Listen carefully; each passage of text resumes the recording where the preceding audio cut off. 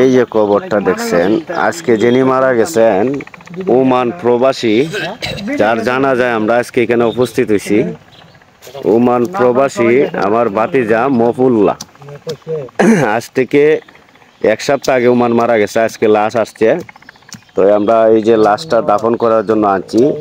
মহুল্লা সে Oman দীর্ঘদিন কইরা একটা বাড়ি করছে। বাড়িটা বিশাল আকারের, খুবই সুন্দর হয়েছে। অনুভাই বাড়িটা দেখ করছে ভাতিজা, বাড়ি তো আর ঢুকতেছে না। জি না, হ্যাঁ জি না, এখন তো এখানে আসবে। দেখেন এত সুন্দর বাড়ি যে আমরা করি, আমাদের জন্য কি বাড়ি অপেক্ষা করে। তো এত সুন্দর বাড়ি করে আমার ভাতিজা তো বাড়ি ঢুকতালো না। ঘরটা খুব সুন্দর হয়েছে। হ্যাঁ, ঘরটা খুব সুন্দর হয়েছে। খালি কইতো ইয়েন থেকে ভাই আমার ঘরটা দেখো সুন্দর নইছে। হ্যাঁ, আর নসিব নাই, এক ঘরটা দেখতালো না। নসিব নাই। আর এটা একটা দৃষ্টান্ত, ওই ভাতিজারে দিয়ে একটা আল্লাহ তাআলার দৃষ্টান্ত দেখাইছে না, যে আমরা যে এত সুন্দর করে দুনিয়ার উপরে ঘর করি, লাগবে এটাও। তো এটাই বুঝাইছে আর কি, ঘরে তো আমরা চিরস্থায়ী না।